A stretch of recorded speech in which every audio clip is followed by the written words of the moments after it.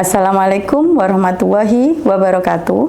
Perkenalkan, saya Nikmatus Solihah. Saya adalah mahasiswi PPG dalam jabatan Kemenak Batch 2 tahun 2025 dari LPTK Universitas Negeri Surabaya dengan NIM 24001081 Kali ini saya akan mempersembahkan video praktik pembelajaran dalam rangka uji kinerja di MAN 1 Tuban yang saya laksanakan pada tanggal 26 Agustus 2025 pada layanan konseling individu. Selamat menyaksikan.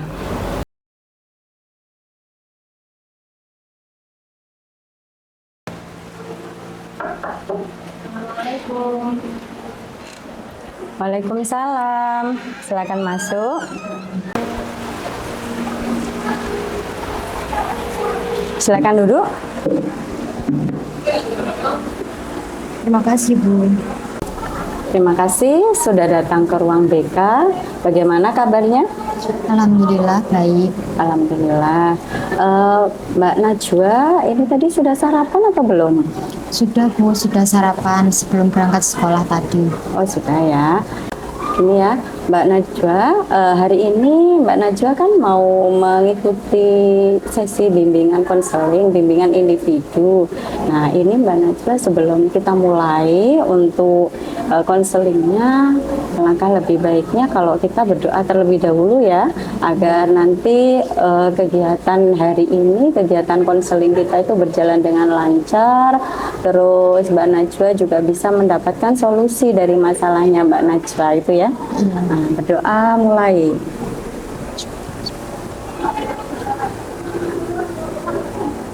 Selesai. Mbak Najwa, ini baru pertama kali datang ke ruang BK? Iya, Bu. Oh, baru pertama ya? Nggak apa-apa, nggak usah khawatir, nggak usah gugup, nah nggak usah takut juga. Meskipun baru pertama kali datang ke ruang BK, Insya Allah kalau di ruang BK itu Mbak Najwa nanti bisa disambut dengan nyaman, bisa disambut dengan senang hati. Jadi Mbak Najwa tidak usah khawatir apapun yang Mbak Najwa rasakan, apapun yang Mbak Najwa ingin utarakan ke Bu Iha, silahkan nanti boleh dibicarakan dengan Bu Iha itu ya. Nah, Mbak Najwa, ini kan Bu Iha itu kan dapat laporan. Sebentar ya, sebelum itu untuk sesi konseling itu sendiri kan, konseling itu kan pemberian bantuan. Nah, bantuan dari konselor kepada konseling. Jadi masalahnya Mbak Najwa nanti bisa Bu Iha bantu untuk mencari solusinya dari Bu Iha untuk Mbak Najwa. Nah, itu untuk sesi konseling ini kan yang akan kita laksanakan itu kan punya asas-asasnya. Jadi ada asas kerahasiaan. Nanti Mbak Najwa bisa memberikan semua informasi atau mau curhat ke Bu Iha atau apapun permasalahannya Mbak Najwa bisa dijelaskan pada Bu Iha, bisa diceritakan. Yang penting Mbak Najwa nanti bisa santai apapun itu permasalahannya, bisa ngobrolnya ke Bu Iha ya. Itu asas yang pertama. Jadi nanti permasalahannya tidak akan keluar dari ruang BK ini. Jadi nanti masalahnya insya Allah tetap aman, akan tersimpan di sini saja, disimpan oleh Bu Iha, tidak dibicarakan oleh orang lain. Nah, untuk asas yang kedua, nanti ada asas keterbukaan. Jadi Mbak Najwa nanti bisa mengutarakan semua perasaannya saat ini, curhatannya, boleh diceritakan ke Bu Iha, apapun itu katakan dengan jujur apa adanya, tidak perlu ada yang ditutup-tutupi. Karena untuk asas keterbukaan ini, kalau Mbak Najwa ada yang dirahasiakan dari Bu Iha, nanti kita tidak bisa mendapatkan solusi sesuai dengan masalahnya Mbak Najwa. Jadi Mbak Najwa harus lebih terbuka pada Bu Iha. Istilahnya kan tidak ada dusta di antara kita gitu ya. Iya Bu. Nah, Mbak Najwa, ini kan Bu Iha sebenarnya manggil Mbak Najwa ke sini, kira-kira tahu kenapa kok Mbak Najwa dipanggil ke ruang BK? Kurang tahu Bu. Kurang tahu ya. Iya. Gini Mbak Najwa, sebenarnya Bu Iha itu kan dapat laporan dari wali kelas sama dapat laporan dari guru mata pelajaran sosiologi dan guru mata pelajaran informatika. Itu kira-kira mata pelajaran sosiologi sama informatika Mbak Najwa suka sama pelajarannya? Suka Bu. Dari dua di antaranya itu termasuk mata pelajaran favorit saya. Berarti Mbak Najwa suka ya sama pelajarannya karena itu pelajaran favoritnya Mbak Najwa. Nah, pada waktu mengikuti pelajaran sosiologi sama pelajaran informatika, Mbak Najwa kan bisa santai, bisa mengutarakan pendapatnya, bisa mengikuti pembelajaran dengan nyaman, seperti itu ya. Iya. Nah, ini karena Mbak Najwa itu sudah bisa mengutarakan pendapatnya waktu pembelajaran sosiologi atau informatika, tapi sekarang yang dirasakan oleh guru sosiologi dan guru informatika kok sepertinya ada perubahan ya dalam diri Mbak Najwa. Nah, menurut guru-guru tadi itu kayaknya ada yang mengganjal, khawatirnya nanti itu berpengaruh dengan prestasinya Mbak Najwa, karena dulu kan Mbak Najwa tidak seperti ini ya. Nah, Mbak Najwa dulu tidak seperti ini. Jadi Mbak Najwa dulu kan anaknya kan periang, terus di kelas itu juga bisa sering mengutarakan pendapat pada waktu diskusi. Terus Mbak Najwa juga tidak pernah telat kalau mengumpulkan tugas. Terus selain itu untuk nilainya sendiri kan juga biasanya nilainya cukup tinggi kan gitu di mata pelajaran tersebut. Tapi sekarang ini kan kebalikannya. Jadi Mbak Najwa lebih ke untuk nilai sendiri sepertinya lebih turun, terus tidak aktif di kelas untuk mengutarakan pendapat itu juga sekarang sudah jarang karena lebih pendiam itu tadi, terus jarang suka melamun, jarang mengobrol dengan teman. Nah itu jadi guru sosiologi sama guru informatika lebih khawatir pada Mbak Najwa. Kalau untuk organisasi bagaimana organisasi?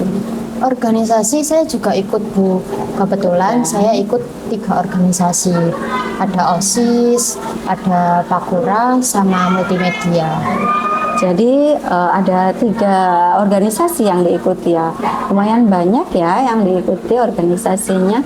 Capek nggak kira-kira untuk ikut organisasi semuanya dengan kegiatan sekolah yang lumayan padat? Capek nggak kira-kira? Iya Bu, lumayan capek.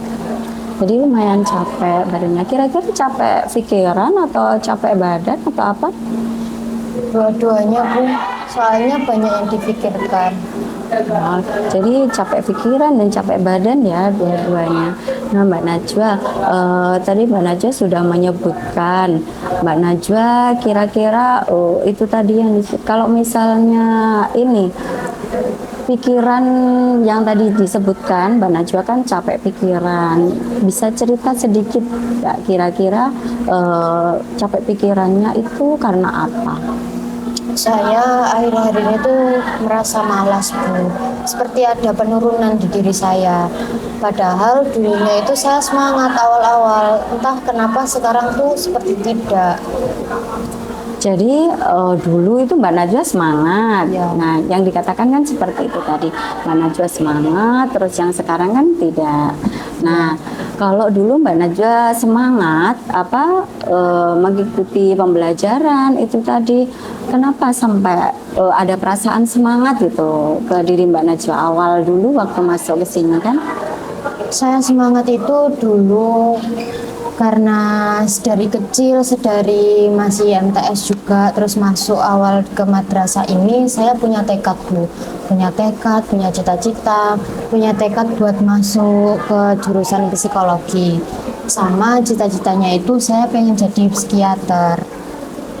Jadi Mbak Najwa sudah apa istilahnya berarti Mbak Najwa sudah memiliki tujuan hidupnya, punya apa cita-cita, punya impian yang besar, impian setelah lulus dari MAN, itu kan Mbak Najwa pengen masuk ke jurusan psikologi, jadi psikiater gitu ya. Itu berarti sudah keinginan dari dalam hatinya Mbak Najwa. Nah, kalau Mbak Najwa sudah punya keinginan itu tadi, itu yang membuat Mbak Najwa semangat gitu kan ya. Iya. Terus kalau yang membuat Mbak Najwa sekarang ini jadi tidak semangat, kenapa? Nah, ini Bu, saya itu nggak semangat karena saya habis dengar cerita dari kakak kelas. Jadi buat masuk jurusan psikologi itu katanya sulit, susah. Karena kan di situ peluangnya juga sedikit pertama. Habis itu untuk menuju ke kampus impian saya, universitas favorit saya itu nilainya rata-rata itu 90-an ke atas, sedangkan nilai terakhir saya ujian kemarin masih jauh dari rata-rata itu. Berarti Mbak Najwa setelah mendapatkan apa informasi seperti itu dari kakak kelas, lalu Mbak Najwa berpikir lagi. Jadi apakah saya bisa, apakah saya mampu? Berarti sekarang keinginan itu semakin pudar. Iya, saya jadi semakin pesimis untuk menuju impian saya ini. Jadi sekarang Mbak Najwa sudah keinginannya sudah semakin pudar, semakin pesimis untuk bisa masuk di jurusan impiannya tadi. Dan sebelumnya Mbak Najwa kalau apa kegiatannya sehari-hari itu apa? Saya hanya sekolah Bu. Setelah sekolah, karena ekstra saya 3, jadi setelah sekolah ya saya ekstra rutin. Jadi seminggu itu kebanyakan full jadwal saya. Nanti sampai rumah sudah capek. Jadi saya jarang buka buku buat belajar. Jadi tugas-tugas saya terbengkalai. Oh, jadi ini ya apa permasalahannya Mbak Najwa itu karena ekstra itu tadi Mbak Najwa fokus dengan ekstranya yang awalnya pemikiran negatifnya karena diawali oleh apa sugesti atau mungkin opini dari kakak kelas itu tadi yang menyebutkan bahwa apa jurusannya itu susah, awalnya kan seperti itu. Terus akhirnya Mbak Najwa melampiaskan ke ekstra itu tadi. Sekarang Mbak Najwa jadi fokusnya lebih ke ekstra ya daripada ke pembelajaran. Iya Bu. Gitu. Nah, jadi Mbak Najwa, kalau misalnya Mbak Najwa lebih fokus ke ekstra itu tadi, sedangkan pembelajarannya itu tidak dilakukan dengan maksimal. Kira-kira apa ya? Apa kira-kira untuk ini ke depannya apakah yang sudah Mbak Najwa lakukan selama ini dengan Mbak Najwa tidak mengerjakan tugas atau dengan Mbak Najwa tidak aktif di kelas, apakah itu akan membantu Mbak Najwa untuk mencapai impian, mendekatkan Mbak Najwa pada impiannya, atau malah sebaliknya menjauhkan Mbak Najwa dari impian Mbak Najwa? Menjauhkan Bu. Kemungkinan paling buruk yang saya terima pastinya nilai akhir saya nanti dinilai rapot pastinya juga bakalan merah, kurang dari KKM. Terus nantinya juga saya bakalan malu sama teman-teman saya, dan berakhir banyak teguran dari guru, juga rasa kecewa dari orang tua saya. Jadi tadi yang Mbak Najwa sebutkan ini sudah berupa dampak ya, dampak dari dampak secara langsung. Kalau misalnya Mbak Najwa melakukan itu tadi, misalnya tidak mengumpulkan tugas, tidak fokus di kelas, tidak mengikuti pembelajaran dengan baik, tidak mengikuti diskusi, pasti berarti dampaknya sudah disebutkan Mbak Najwa tadi ya. Itu yang dirasakan sama Mbak Najwa sekarang. Iya. Jadi Mbak Najwa ada ketakutan juga sekarang ini. Waktu sesi konseling ini baru terungkap ya. Jadi Mbak Najwa ada ketakutan kalau misalnya nanti memang seperti itu terjadi, nanti berarti Mbak Najwa bisa tidak naik kelas, bisa dipanggil orang tuanya, bisa dimarahi oleh orang tuanya, bisa juga malu dengan teman-temannya. Nah, itu berarti dampak secara langsungnya. Nah, dari dampak secara langsung itu karena Mbak Najwa sudah menyadari kan berarti ya, sudah menyadari dampaknya. Coba kita evaluasi lagi ya. Coba kita evaluasi lagi.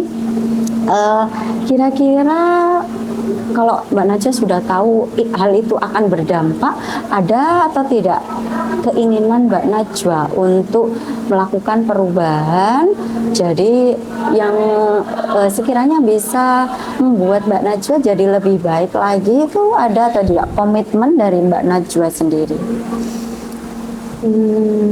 Ada Bu, saya ingin mengatur ulang jadwal keseharian saya.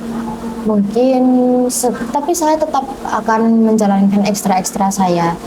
Tapi di sela-sela itu, saya akan mulai meluangkan waktu saya 1 jam atau mungkin lebih di setiap saya sepulang sekolah, dan itu untuk belajar. Dan supaya nanti mungkin lebih efektif lagi, saya akan menyimpan HP saya selama 1 jam ke depan itu.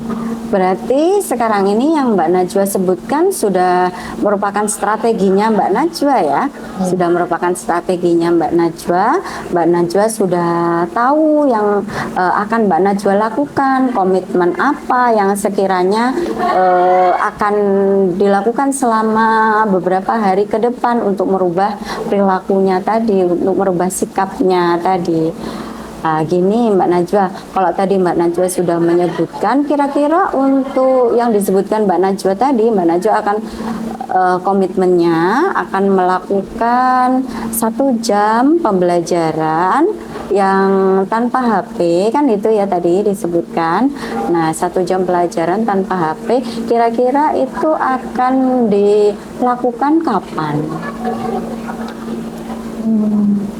Saya akan lakukan setelah Isya Bu, karena kalau setelah Isya itu kan saya sudah free semuanya, jadi saya bisa fokus di 1 jam ke depan itu.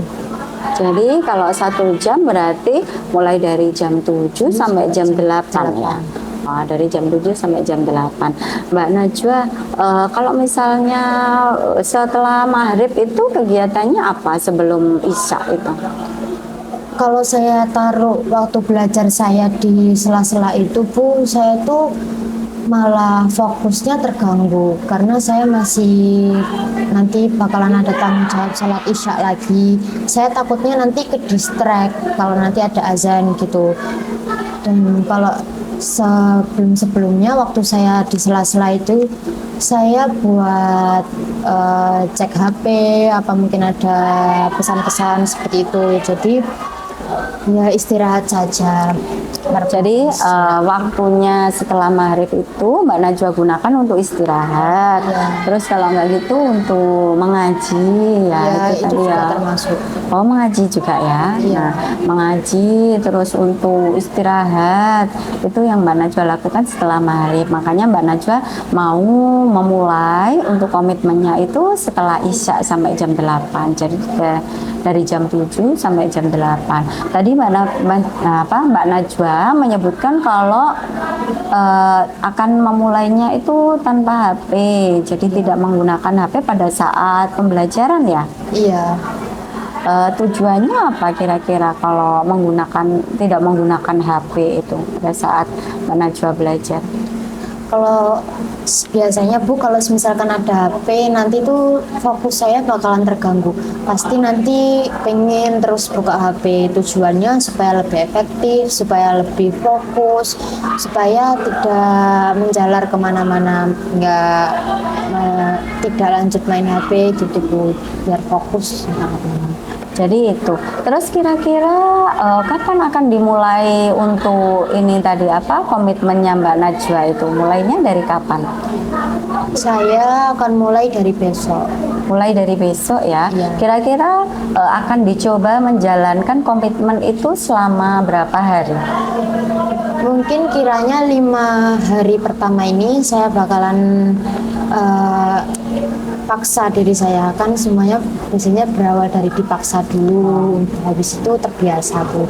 Jadi saya akan membiasakan diri saya dulu 5 hari ini bagaimana perubahannya.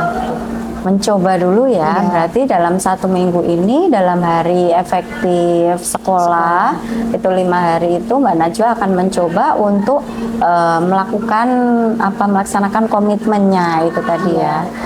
Jadi dalam 1 minggu ini Mbak Najwa akan mencoba untuk komitmen ini berarti kita namai komitmen 1 jam tanpa HP itu ya. Iya. Nah 1 jam tanpa HP komitmennya ini Mbak Najwa, karena Mbak Najwa sudah mengutarakan komitmen Mbak Najwa waktunya kapan.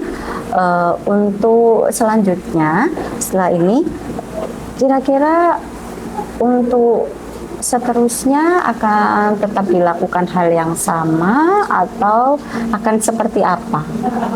Tetap seperti ini Bu, tetap 1 jam tanpa HP. Dulu waktu Mbak Najwa masih semangat dulu, prestasinya masih meningkat. Kira-kira Mbak Najwa juga ini ya sudah melakukan itu sebelumnya, maksudnya sudah belajar 1 jam itu atau apa yang dulu sudah pernah dilakukan? Yang dulu sudah pernah saya lakukan itu saya belajar Bu, cuma dari jam-jamnya itu masih acak-acakan itu dulunya. Tapi dulu saya masih semangat itu karena ada tekad itu tadi. Jadi saya walaupun sebentar saya tetap giat belajarnya, tetap fokus gitu. Tapi yang acak-acakan waktunya itu. Jadi lama-kelamaan karena ada faktor yang lainnya, karena saya pesimis itu tadi, jadi mencampur semua jadi satu. Jadi muncul rasa kadang-kadang malasnya, Iya. kurang semangat itu tadi ya. Jadi kalau yang dulu itu waktunya yang belum terkontrol gitu ya, waktunya belum terkontrol, terus Mbak Najwa belum tahu kira-kira waktunya, pokoknya mencari waktu yang luang berarti ya, mencari waktu yang luang di kesibukannya Mbak Najwa, berarti seperti itu. Terus Mbak Najwa, Bu Ilham sangat menghargai komitmennya Mbak Najwa, karena Mbak Najwa sudah mau berusaha untuk menjalankan komitmen itu selama 1 minggu ini. Bu Iha harap nanti kalau misalnya Mbak Najwa memang ada kendala atau ada permasalahan, bisa langsung segera menghubungi Bu Iha gitu ya. Iya. Jadi nanti kalau misalnya memang kok ada faktor yang lain yang mengganggu proses selama Mbak Najwa melakukan komitmen itu, kalau ada yang mengganggu, Mbak Najwa bisa langsung datang ke ruang BK atau Mbak Najwa juga langsung bisa menghubungi Bu Iha gitu, agar nanti komitmennya Mbak Najwa selama 1 minggu itu bisa terlaksana dengan sempurna gitu ya. Gini Mbak Najwa, untuk karena kita sudah melakukan sesi konseling itu tadi mulai dari awal sampai akhir, apakah itu sudah membuka pemikirannya Mbak Najwa? Iya Bu, yang sekarang saya rasakan ini juga lega, pikiran saya terbuka. Terima kasih ya Bu. Jadi Mbak Najwa sudah merasa sekarang pikirannya lebih terbuka, lebih paham ya, kira-kira untuk latar permasalahannya apa, terus Mbak Najwa sudah tahu untuk cara penanganannya seperti apa. Nah dari situ ini, karena Mbak Najwa ini kan komitmennya Mbak Najwa ya. Iya. Ini komitmennya Mbak Najwa. Mbak Najwa tadi sudah menyebutkan akan melakukan 1 jam tanpa HP setiap hari selama hari efektif sekolah. Nah, itu komitmennya Mbak Najwa yang sudah Mbak Najwa tetapkan untuk diri Mbak Najwa. Jadi Mbak Najwa harus bertanggung jawab penuh, harus dilakukan dengan efektif untuk hal-hal yang tadi itu agar Mbak Najwa bisa mencapai impiannya Mbak Najwa. Gitu. Kira-kira Mbak Najwa sudah siap untuk melakukan itu? Siap. Sudah siap ya, dicoba untuk melakukan sedikit demi sedikit. Nanti lama-lama kalau misalnya 1 minggu ini Mbak Najwa sudah berusaha, nanti lama-lama akan terbiasa itu ya. Ya. Nah, sebelum kita mengakhiri sesi konseling ini, Bu Iha pengen melakukan refleksi dulu. Kira-kira dari kegiatan yang sudah kita lakukan tadi, sesi konseling mulai dari awal sampai yang sekarang ini, kesimpulan apa yang Mbak Najwa dapatkan? Kesimpulan yang saya dapatkan, satu, saya tidak boleh pesimis. Jadi Mbak Najwa tidak boleh pesimis itu ya yang dikatakan. Berarti yang disebutkan awal tadi kan Mbak Najwa ngomongnya pesimis karena ada ini informasi dari orang lain bahwa jurusan yang Mbak Najwa inginkan itu susah, terus untuk masuknya itu harus nilainya tinggi dan seterusnya. Itu tadi kan yang disebutkan oleh pendapatnya oleh orang tadi. Tapi kan kita nggak tahu untuk nasibnya seseorang itu kan yang menentukan kan Allah ya. Jadi kan pasti kita di sini sebagai manusia tugasnya hanya berusaha. Jadi kita harus berusaha dan berdoa bagaimana cara kita untuk bisa meningkatkan atau merubah nasib kita. Kalau kita berusaha, kita berdoa, insya Allah nanti kan pasti ada jalannya gitu ya. Jadi tidak boleh pesimis dulu. Mbak Najwa harus tetap berusaha dulu, baru nanti untuk hasilnya kita serahkan pada Allah. Tuh. Kalau untuk kesimpulan yang kedua ada? Ada. Saya pikir saya harus bisa lebih pintar lagi untuk memanajemen waktu. Jadi Mbak Najwa dari hasil sesi konseling ini Mbak Najwa memikirkan kalau Mbak Najwa awalnya kan belum bisa memanage waktu ya. Nah, untuk sekarang ini Mbak Najwa ingin bisa untuk memanajemen waktu. Untuk manajemen waktu itu sendiri kan sekarang sudah Mbak Najwa mulai dari mengatur waktu belajar itu tadi. Nah, mengatur waktu belajar itu tadi mungkin untuk sementara yang itu dulu. Jadi yang kita lakukan itu Mbak Najwa melakukan 1 jam tanpa HP itu dulu.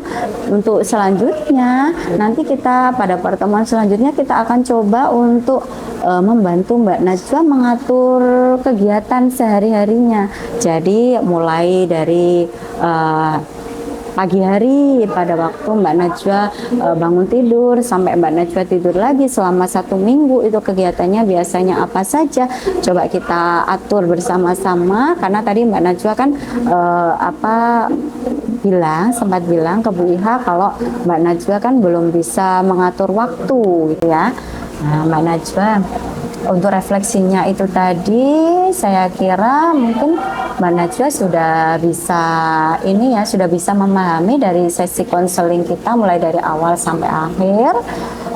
Untuk pertemuan selanjutnya nanti kita akan jadwalkan lagi untuk melihat hasil perkembangan dari komitmen yang Mbak Najwa sudah lakukan selama 1 minggu. Jadi kita bertemu pada minggu depan. Kira-kira Mbak Najwa ada waktu bertemu sama Bu Iha lagi? Insya Allah bisa Bu. Insya Allah bisa ya. Nah, jadi nanti kita atur lagi jadwalnya untuk pertemuan selanjutnya. Nah, untuk yang terakhir ini sebelum Mbak Najwa ini kan sudah mau selesai ya sesi konselingnya. Yang terakhir Mbak Najwa boleh diisi dulu untuk angketnya. Jadi ini untuk angketnya silakan bisa diisi dulu. Ini untuk angket kepuasan pada sesi konseling ya. Nah, ini Mbak Najwa isi mulai dari yang pertama ada identitas, isi dulu identitasnya. Nah, Sudah. Ini untuk pernyataannya, nanti Mbak Najwa bisa memberikan centang pada poin-poin yang di sini. Jadi sangat memuaskan, memuaskan atau kurang memuaskan, menyesuaikan dengan perasaan Mbak Najwa saat ini, gitu ya. Itu boleh dicentang yang mana yang sesuai dengan perasaan Mbak Najwa.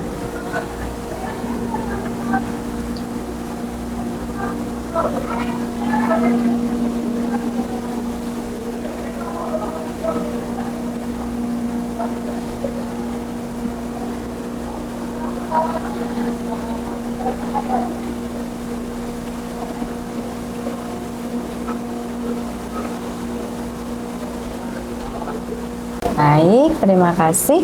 Ini untuk hasil kepuasan konselingnya saya bacakan. Untuk poin yang pertama sampai poin keempat hasilnya kan sangat memuaskan dan memuaskan ya. Berarti dalam sesi konseling ini bisa dikatakan bahwa Mbak Najwa sudah bisa menemukan solusi dari masalahnya Mbak Najwa. Betul seperti itu ya? Iya. Nah, berarti Mbak Najwa sudah menemukan solusi dari masalahnya Mbak Najwa setelah kita melakukan sesi konseling ini. Bagaimana kira-kira sekarang perasaannya Mbak Najwa? Alhamdulillah lega sekali Bu, dan saya juga jadi punya semangat belajar lagi. Alhamdulillah sekarang berarti sudah lega ya, karena sudah mendapat solusinya itu tadi. Nah Mbak Najwa, tadi Mbak Najwa datang ke sini ada yang memaksa atau tanpa paksaan? Tanpa paksaan. Tanpa paksaan ya. Iya. Alhamdulillah. Berarti Mbak Najwa datang ke sini dengan sukarela itu ya. Mbak Najwa, sebelum kita akhiri sesi konseling ini, karena Mbak Najwa sudah menemukan solusi tentang masalahnya Mbak Najwa, untuk motivasinya Mbak Najwa harus terus semangat belajarnya, terus semangat berusaha, terus tidak boleh pantang menyerah. Nah, itu tadi untuk motivasi dari Bu Iha. Iya. Terus untuk yang terakhir sebelum kita mengakhiri sesi konseling ini, karena tadi kita awali dengan berdoa, jadi sekarang kita akhiri dengan berdoa juga ya. Berdoa mulai.